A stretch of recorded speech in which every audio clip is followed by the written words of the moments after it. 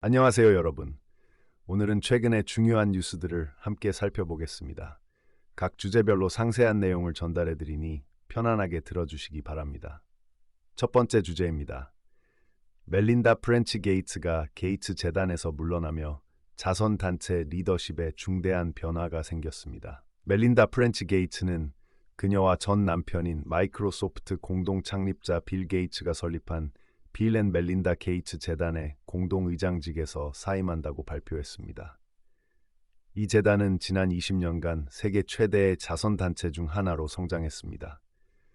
멜린다는 이 결정이 가볍게 내린 것이 아니라며 재단이 해온 불평등 해소 작업에 대해 자부심을 느낀다고 밝혔습니다. 그녀는 자신의 자선 활동의 다음 장으로 나아갈 적절한 시기라고 언급했으며 여성과 가족을 위한 미래 작업에 집중하기 위해 빌과의 합의에 따라 125억 달러를 받게 됩니다.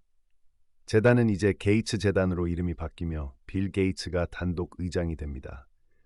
멜린다는 자신의 조직인 피보터 벤처스를 통해 일부 투자와 자선 활동을 이미 조직하고 있으며 그녀의 마지막 근무일은 6월 7일입니다. 두 번째 주제로 넘어가겠습니다. 항공사들이 바이든 행정부가 도입한 새로운 수수료 투명성 규정에 도전하고 있습니다.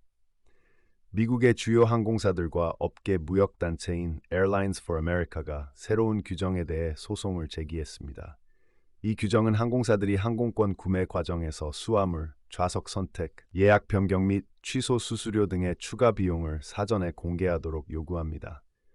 항공사들은 이 규정이 소비자에게 혼란을 줄 것이며 미국 교통부가 시장을 규제할 권한을 넘어섰다고 주장하며 규정이 자의적이고 재량을 남용한 것이라고 비판합니다. 반면 교통부는 이 규정이 소비자들이 숨겨진 추가 비용으로부터 보호받을 수 있게 하고 항공 여행 시 발생하는 수수료로 인해 소비자들이 연간 약 5억 4,300만 달러를 초과 지불하는 것을 방지할 것이라고 주장합니다.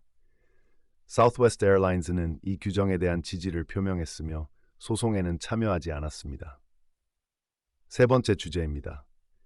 미국과 중국이 제네바에서 고위급 대화를 진행하며 국제관계에서 AI의 중요성을 강조했습니다. 미국과 중국의 고위급 대표들이 기술의 위험과 관리를 위한 공동 기준 설정에 대해 논의하기 위해 제네바에서 만날 예정입니다. 이번 회담은 2023년 11월 샌프란시스코에서 조 바이든 미국 대통령과 시진핑 중국 국가주석 간의 회담에서 합의된 AI에 관한 정부 간 대화의 첫 번째 회의입니다. 양국은 AI를 국가 안보와 경제 성장에 중요하게 보고 있으며 미국은 AI의 안전하고 신뢰할 수 있는 발전에 중점을 두겠다고 밝혔습니다. 중국은 AI의 기술적 위험과 글로벌 거버넌스에 대해 논의할 것이라고 발표했습니다. 이 회의는 AI 기술의 빠른 발전을 억제하고 일상생활의 여러 측면을 변화시킬 잠재력을 가진 기술을 관리하는 방법을 세계 각국 정부가 파악하려는 노력의 일환입니다. 네 번째 주제로 이동하겠습니다. 중국의 시진핑 주석이 헝가리와 세르비아를 방문함으로써 유럽에서 중국의 투자와 영향력이 증가하고 있음을 시사합니다. 헝가리와 세르비아는 중국과의 경제 협력을 강화하고 있습니다. 헝가리는 중국과의 전천후 파트너십을 발표하며 중국의 유럽 내 경제 확장 계획에 기여하는 여러 거래를 확보했습니다. 세르비아도 중국과의 공동 미래 협약을 체결하며 중국의 투자와 대출을 통해 광산 및 대규모 인프라 프로젝트에 참여하고 있습니다. 이러한 움직임은 중국의 유럽 진출이 경제적 및 안보적 위험을 초래할 수 있다고 보는 서방 파트너들의 우려를 낳고 있습니다. 다섯 번째 주제입니다.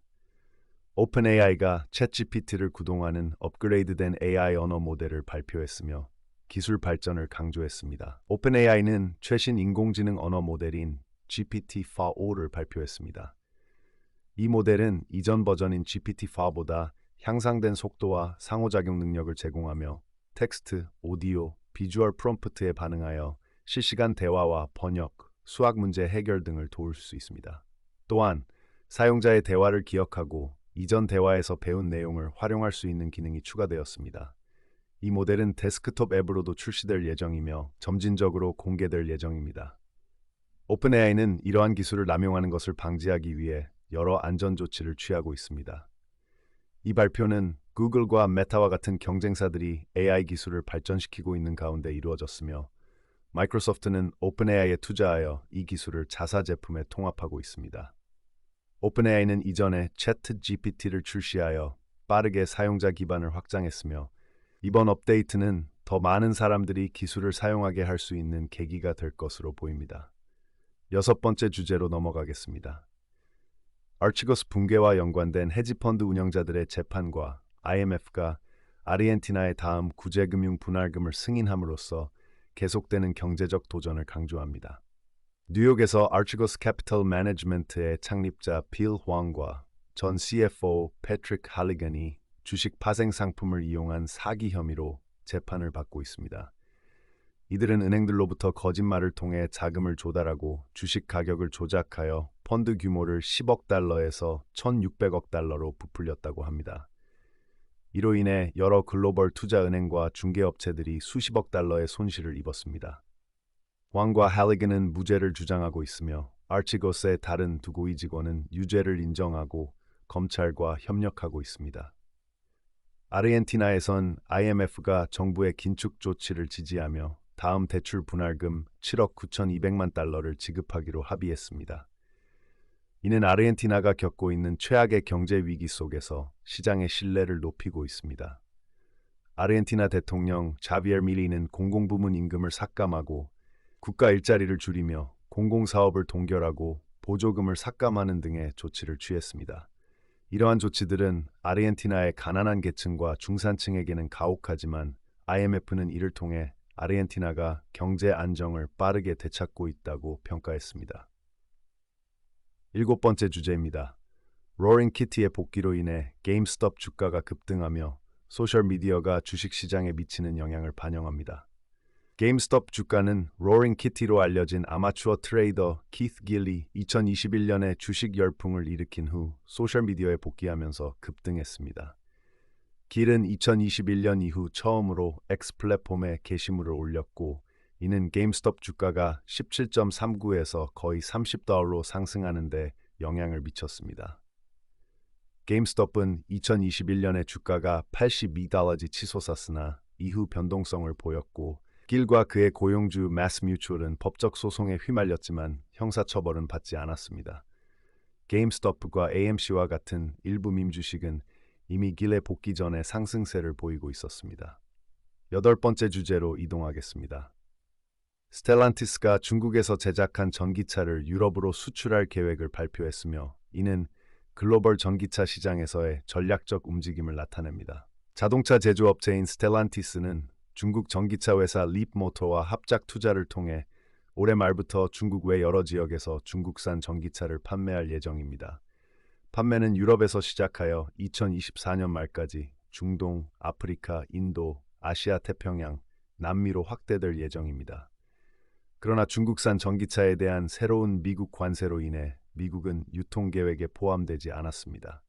바이든 행정부는 최근 중국에서 수입되는 전기차에 대한 관세를 25%에서 100%로 인상했습니다.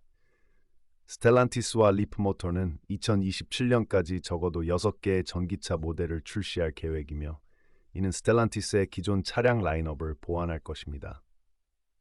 이 움직임은 유럽연합이 중국산 전기차가 유럽 시장 점유율을 늘리고 있으며 현지 모델보다 약 20% 저렴하게 가격이 책정되었다고 보고함에 따라 나온 것입니다. 스텔란티스는 합작 투자의 51%를 소유,